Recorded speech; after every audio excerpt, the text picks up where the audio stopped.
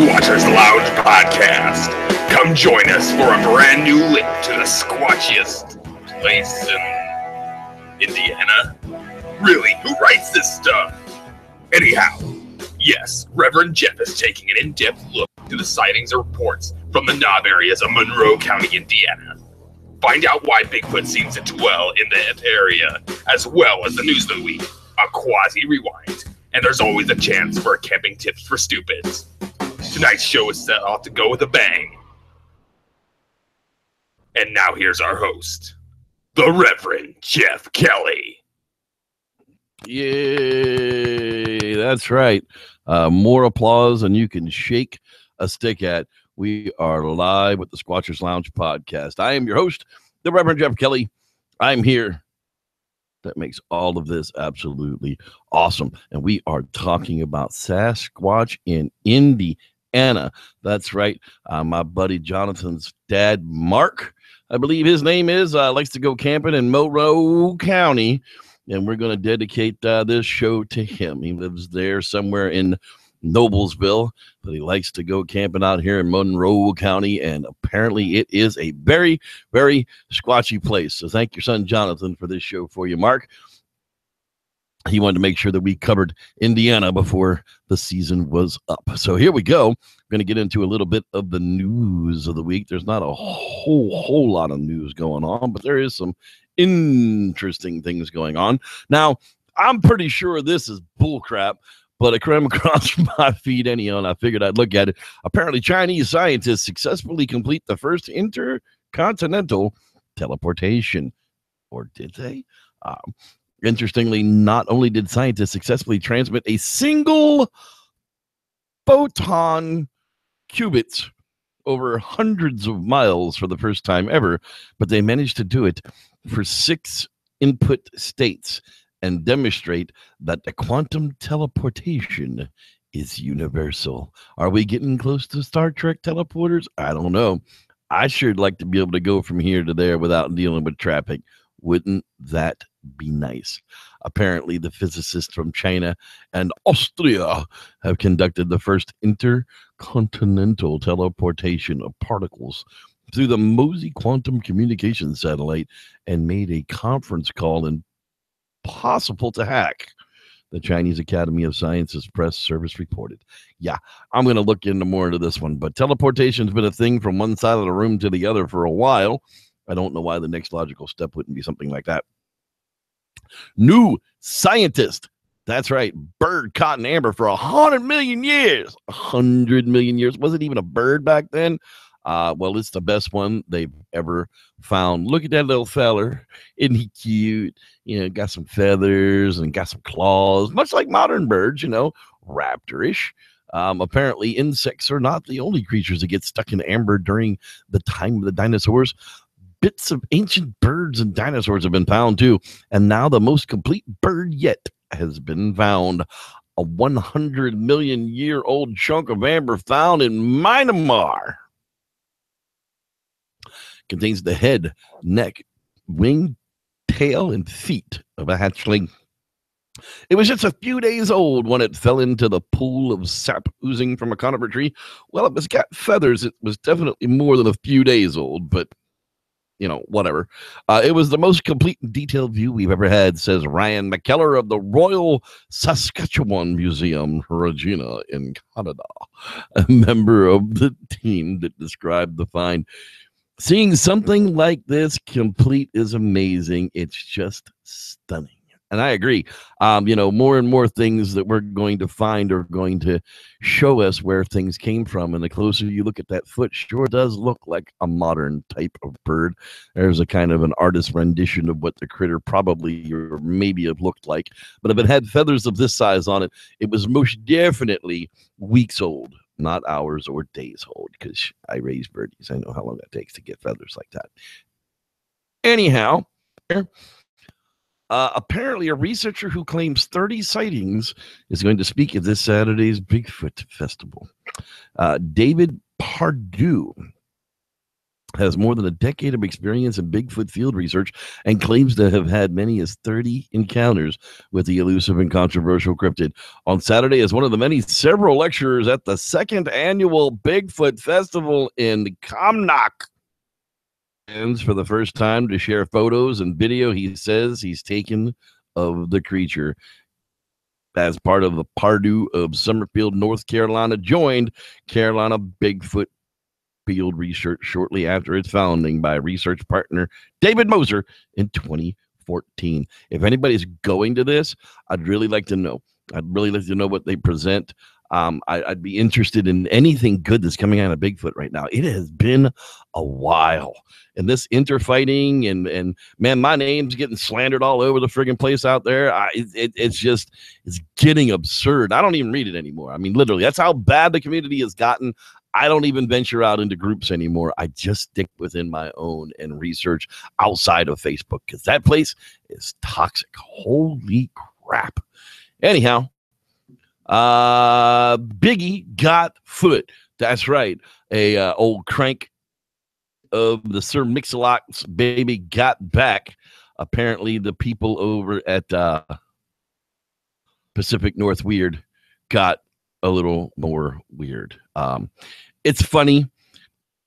It's 4 minutes of funny. Could have probably been a little less than 4 minutes of funny, but yeah, it's baby got back with a Bigfoot. But I dig it. You know, the guys are trying and you know, give it a vote over on Funny or Die.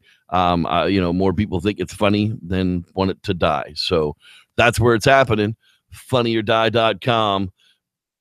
Biggie got foot is all you have to search for, and it'll pop right up.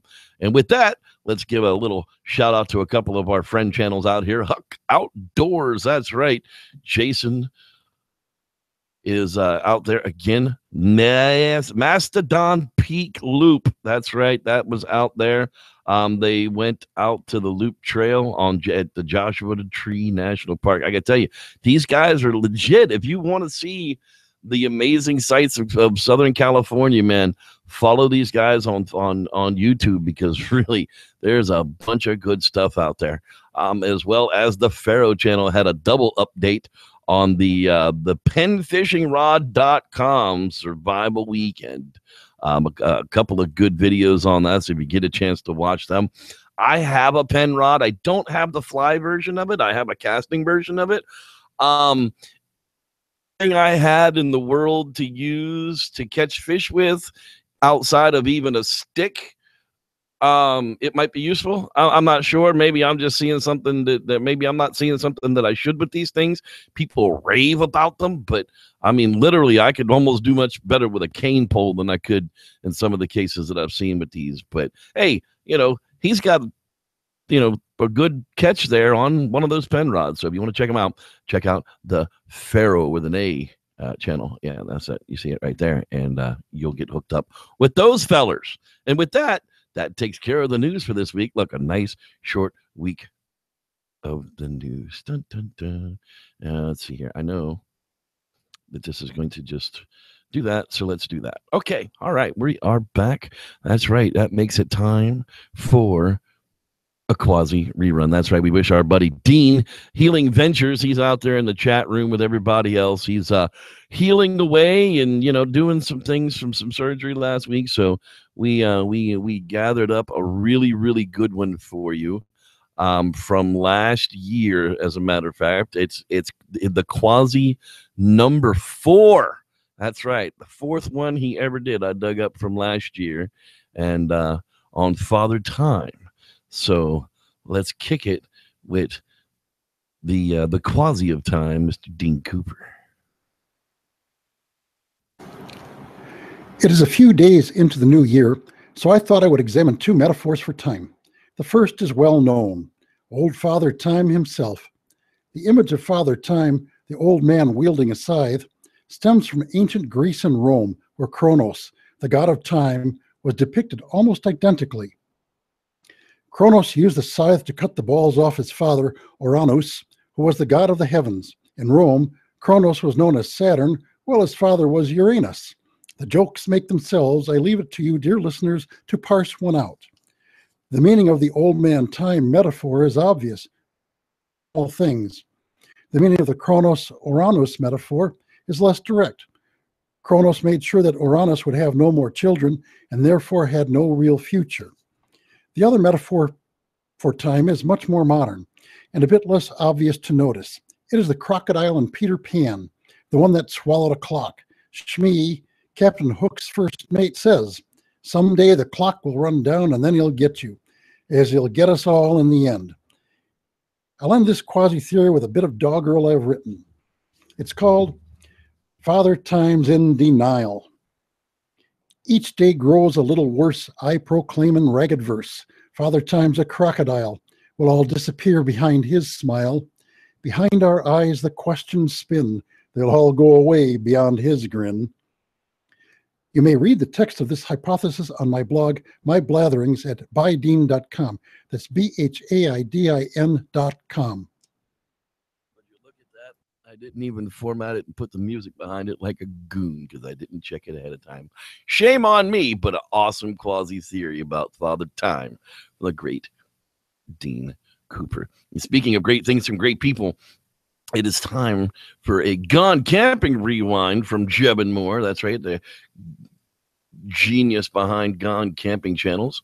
And this one, a classic. So I hope you enjoy.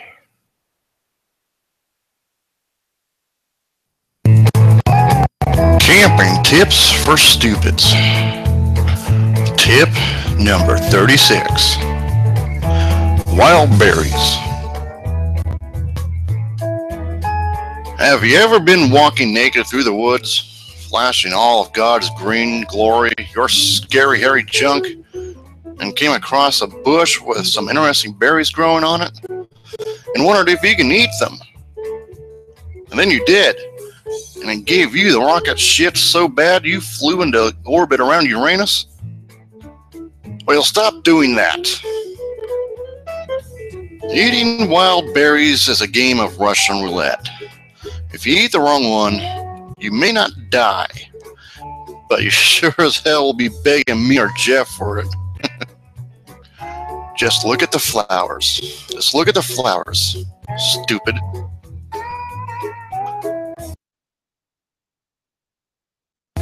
Now, in a survival situation, you may not have any options for sustenance, and a handful of berries could stave off death for another day. So here are some tricks and tips on figuring out what you can eat. 1. Look at the berries for possible signs that bugs, birds, and even small animals are nibbling on them. If they have little tiny holes, or if you see birds picking them up and eating them, then they're probably okay. 2. Check for bitterness.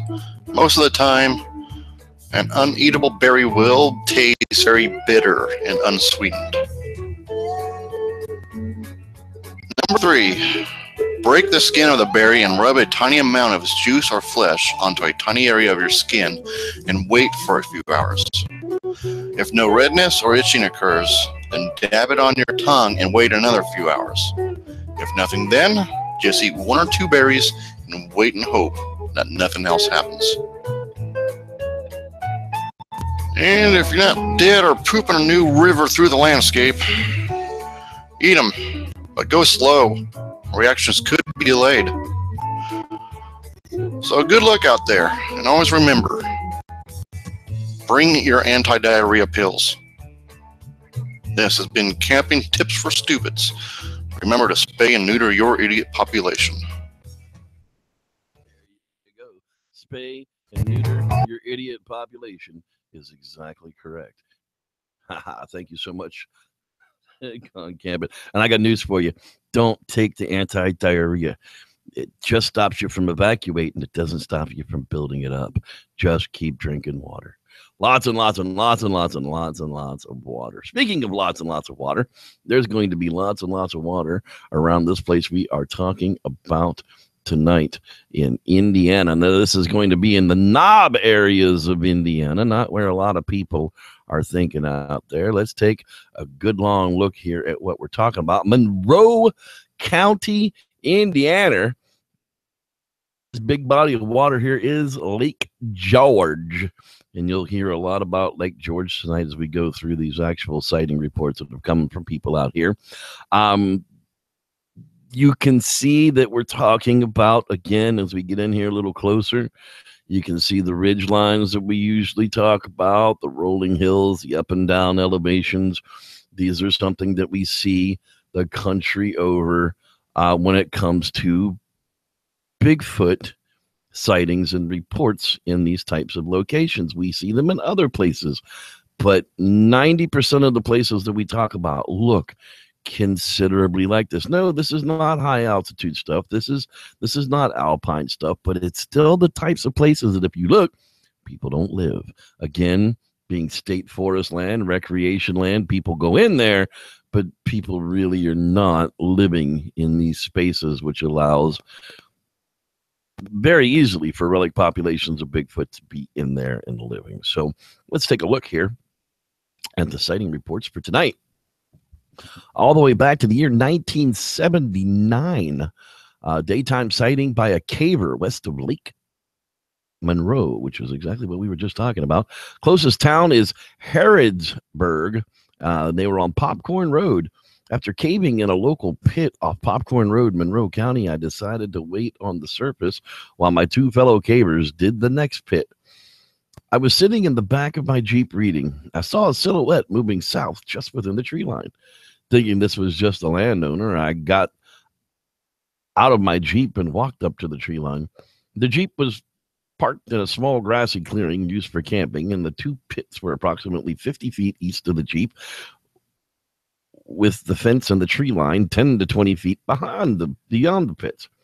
The trees were bare of cover, and it was a bit overcast. While I waited at the fence line and I kept an eye on the silhouette moving towards me, I called out once, twice, with no reply. And the number of trees in the overcast made it hard to see details of the silhouette. And the silhouette moved past me, and only the noise I heard was the slight crunching of the leaves on the ground. Still not able to make out more than a silhouette, and thinking this was the landowner or a local, I called out again and waved at the silhouette. It was now approximately 50 to 60 feet from me. A bit confused and thinking the silhouette did not hear me nor see me, I moved down the fence line to a small opening cut in the trees for a power line. I stood at the fence waiting, and the silhouette moved into the opening. I called out again and froze. The silhouette also froze and turned its head towards me. We stared at each other for 10 seconds or so. No other interaction took place. View the silhouette and make out some detail. The silhouette stood approximately 6 to 7 foot tall and was covered in long, dark brown hair. It stood on two legs with a bit of a bend forward. After the brief stare, it turned its head back and continued to walk back into the trees, and I returned to my Jeep. Officially, I cannot say for sure that it was a Bigfoot, only that it was walking upright on two legs, had two arms, a chest, a torso, and was covered in long brown hair. I also noticed some birds alarming, but no other sounds or smells. Right there by Lake Monroe in 1979. Okay. I like that one. I like that one a lot. 1982, springtime, 3 fishermen were watched by something. Near Steinsfield, the nearest town is Gosport on Moon Road. A friend, his brother, and I were fishing along the White River about 4 miles north of Steinsville. We had been there many times before that day, and I happened to mention that there was no birds singing and hadn't noticed any game there. After a few minutes, my buddy said that he hasn't seen any either. He did say that he had a feeling of being watched, and his brother had said the same thing. After a while of looking around while we fished, I looked up, and this tall ridge behind us, about 50 to 75 yards behind us, I thought I saw someone watching us. I pointed it out to my buddies, and they saw it as well. I've lived in the country all of my life, hunted day and night, and still never felt this way before. We watched each other for a long time, it moving so carefully, trying to get a better look.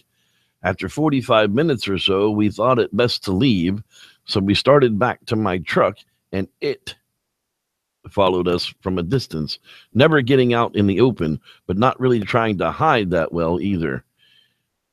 Faint smell of something dead, or so we thought.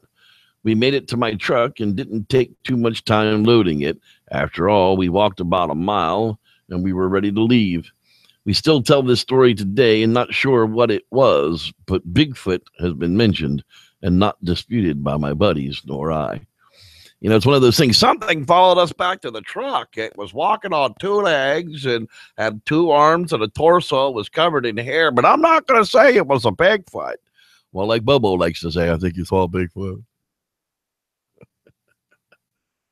Let's see here. 1990.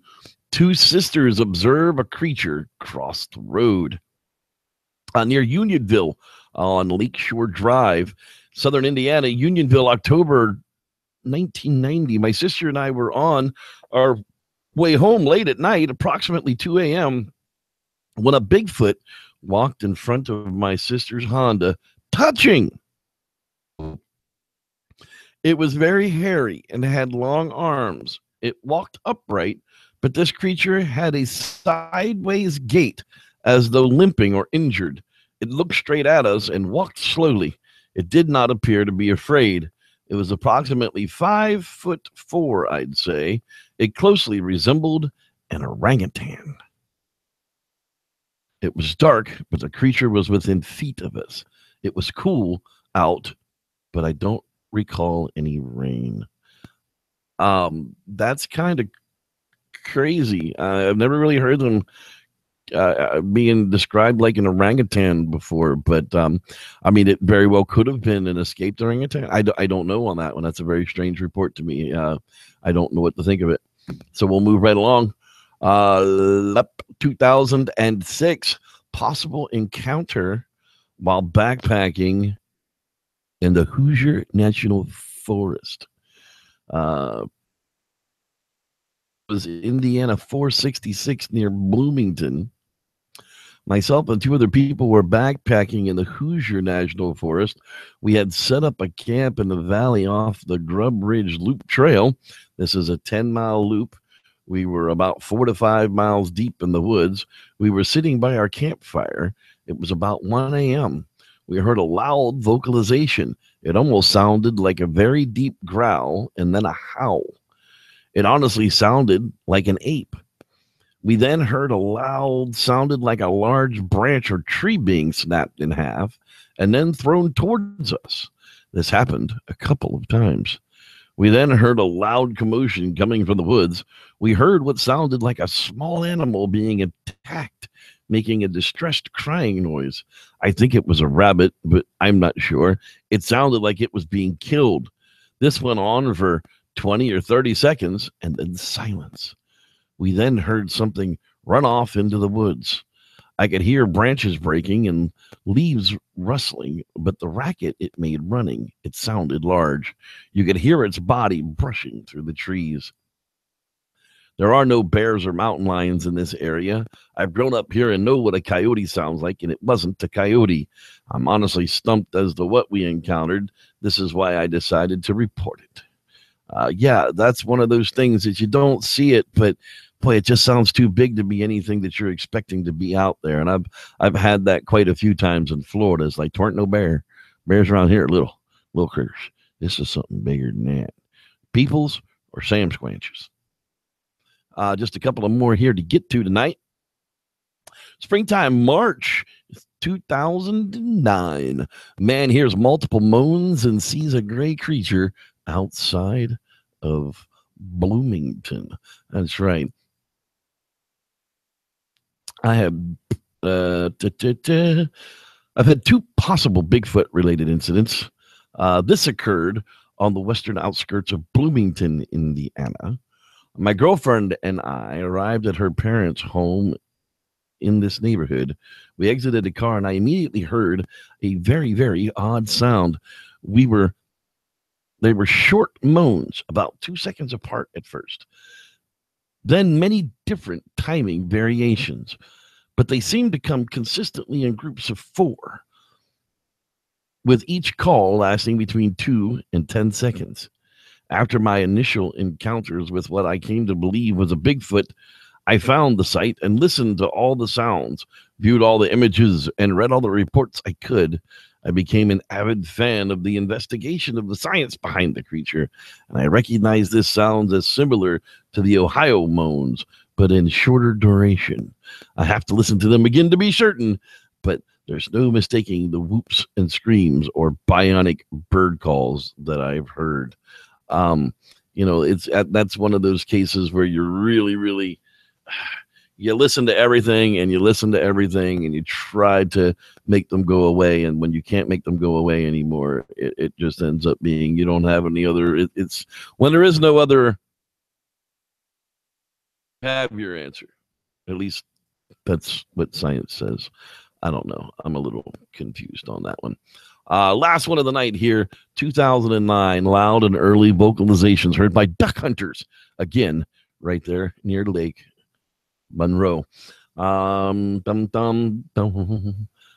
on the back roads, be difficult to find. City near Bloomington in Monroe County.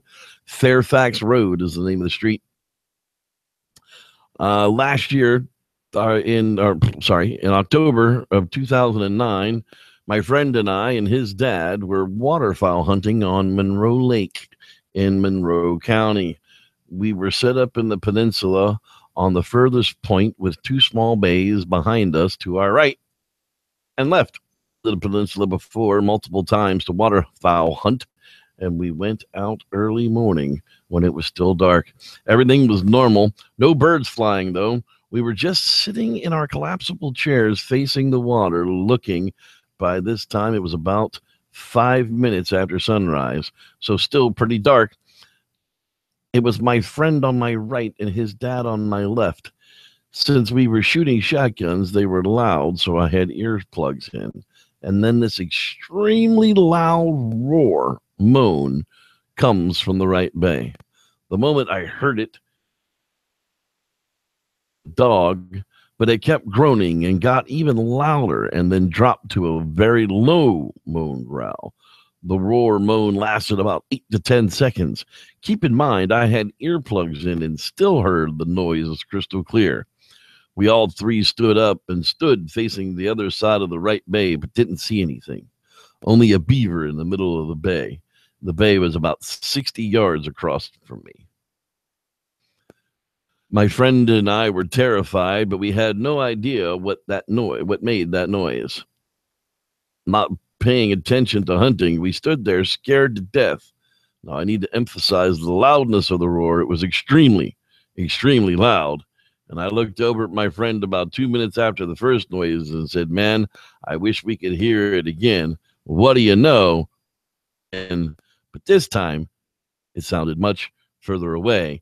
It sounded the exact same as the first noise. We were shocked. Now, us being hunters, we knew just about any idea of Indiana wildlife there is to know, and these noises that they make. And what we heard that day was nothing like I've ever heard in my life. And that, my friends, is exactly what a lot of people say, especially from hunters who sit and listen to the woods a lot. It's unlike anything I've ever heard before in my life.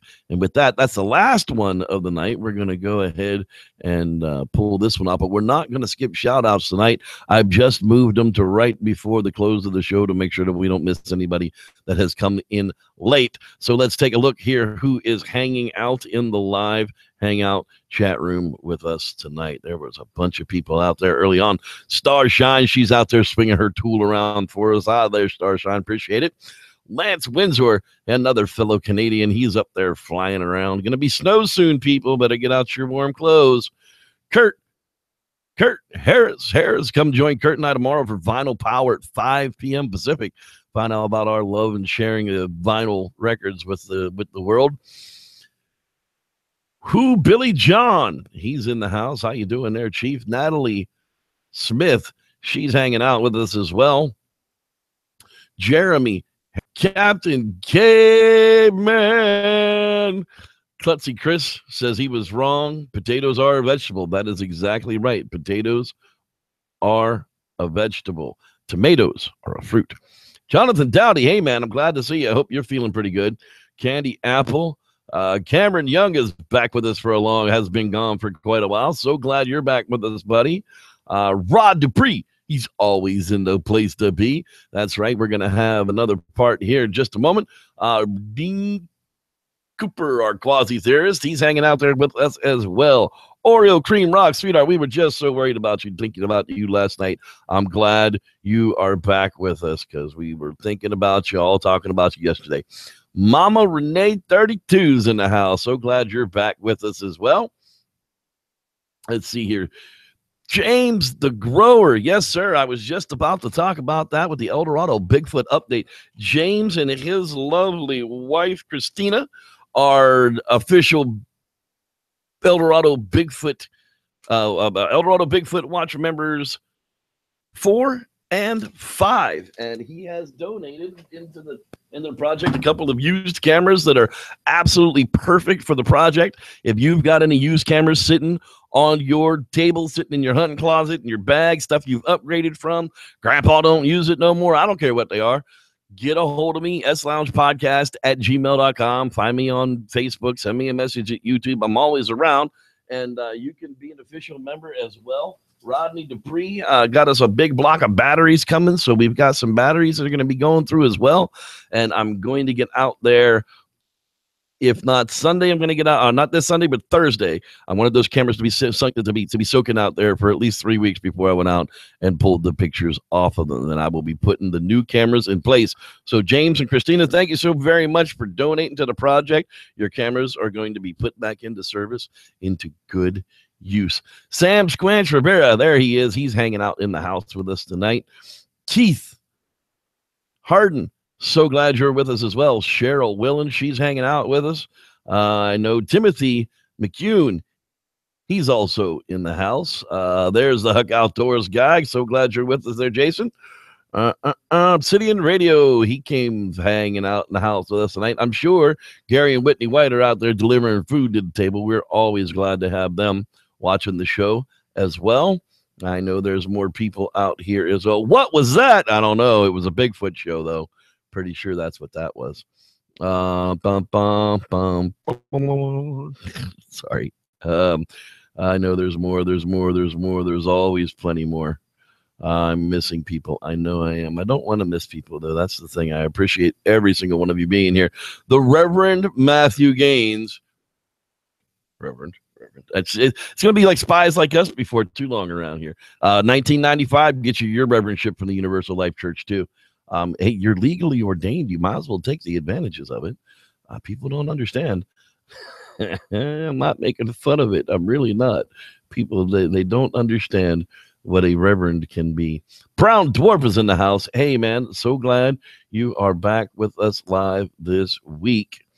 Who else is hanging them? I don't want to miss anybody out there. I think that may be the actual end of it, though. Let's see here. If I missed anybody, I'm really sorry, but you didn't say hi to me. I can't say hi to you. Kin! See, I almost missed it, but there he was. California Pickin' Drew's in the house as well. I think that may be the last one. So glad all of you guys joined us here for the week. Hey, I'm a FM Problem. Hey, man, I'm glad you're here as well. B. Mac, I'm glad you're here as well. John Briers, Reptilian Overlord. See, you guys have got to chime in a little earlier. You almost got left out. There's Jay Gord. He's checking in with it. Gord. I always want to call him Gord like he's a pumpkin. It's another great show. I appreciate that, Huck Outdoors. You guys put on some good stuff too, man. If you want to see those hiking shows, go subscribe and click the little bell button. Do the same for me, because, you know, if you don't click that little bell button, they really don't notify you when there's a new show available. It's what happens. I don't know why, but I appreciate you guys being out here tonight. And we're going to wrap it up with a Bigfoot campfire story. That's right. I like this one a lot. Seeing as how the poor state is like on fire everywhere. Apparently, this one is an oldie but a goodie. So sit back, listen to our Bigfoot campfire story. Join us for Vinyl Power tomorrow at 5 o'clock. And what you're watching on Saturday at 8, but we're moving to Tuesdays after that. I think that's how that all works out. Anyhow, thanks so much for being here. I'm Reverend Jeff, and may the Squatch be with you.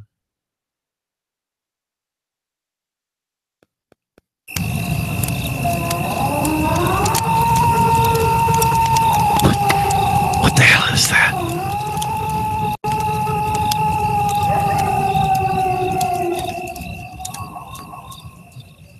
I don't know about you, but I'm pretty sure that was a Bigfoot. Let me tell you a story. These stories are based upon true events. Welcome to another Bigfoot campfire story. This one comes to us from Northern California, where I was approached at a Starbucks as I sat drinking my coffee because I was wearing a Sky County Bigfoot shirt designed by none other than Guy Edwards of the Bigfoot Lunch Club. It was strange. A man named Troy came over, sat down at the table next to me, and asked about my shirt. When I explained that I was an investigator and a report collector, he told me the most unbelievable story. Being a firefighter, it's difficult to really be able to tell people stories in public like this, but I'll give you this one. We had been sent up to Plumas County to fight a raging forest fire in the National Forest. It had already been ablaze for 12 hours before we arrived as backup for the crews already on site. I was with two other guys, Marty and Dave, and we were sent 3 miles west of the crew to assess the fire spread and the speed of the fire to help them decide what measures to take. Well, we walked through the terrain as it was very rough being the Sierras, and it was important to find anything burning in our path. The main fire line was only about a mile above us, so we really needed to be careful not to get stuck in a blaze. The further away from the crew we got, the closer to the fire we seemed to be. The flanks were closing in fast, and there was no way we were going to make that whole 3 miles, but we had to try at least. We noticed the wildlife was leaving the area quickly. The deer, bear, even the rodents were all on the move. Packs of coyotes were screaming and wailing as they moved away from the fire, calling in their pack members. That was when we heard the first strange vocal. Well, Dave looked at Marty, and Marty hit me in the chest, and we all stopped and said, "What the hell was that?" Well, it came from about 100 yards up the hill, so we all ran in that direction. It sounded like a screaming woman. I had heard rabbits cry like babies, so maybe it was just an animal, but we definitely had to check it out. Marty was the first one to the top of the hill, and he froze in his tracks. Well, as I reached the top, I could see a small fire line coming down the hill. I thought that's what froze him, but no, when Dave reached to the top of the hill, he screamed, "What the hell are those things?" I said, "What things?" And Marty pointed out some 50 yards away what had to have been a family of what has to be the mythical Bigfoot. 2 big ones, a medium-sized one, and a little one in a tree that didn't seem to want to come down. All covered in the same kind of thick hair, just like the descriptions say, domed head, weird long arms, but some look like a man. Well, one of the big ones stood at the base of the tree, screaming at the little one. I'm guessing it wants it to come down. When the biggest one jumped up what seemed to be 15 feet straight into the air onto the trunk of the tree and began to shake the living crap out of it until the little one actually fell clear out of the tree. Wham! Down to the ground it fell, and then the one that had been screaming reached down, picked it up, and all 4 of them ran off very fast down the hill, away from us and away from the flames. The 3 of us standing there, what must have been a shock, finally came to our senses as we began to gag on the smoke. We turned back down the hill and returned to the crew and reported the fire line coming this way. Strange that none of us brought up the animals that we saw. It was never discussed again between us. We were all split up and worked different parts of the fire. Strangely enough, this is the first time I've ever told anyone this story. Like anything else in the forest, do it long enough and strange things are bound to happen to you. This firefighter became a believer that day, as I guess many others would have too. Thanks for listening. I'm Reverend Jeff, and may the Squatch be with you.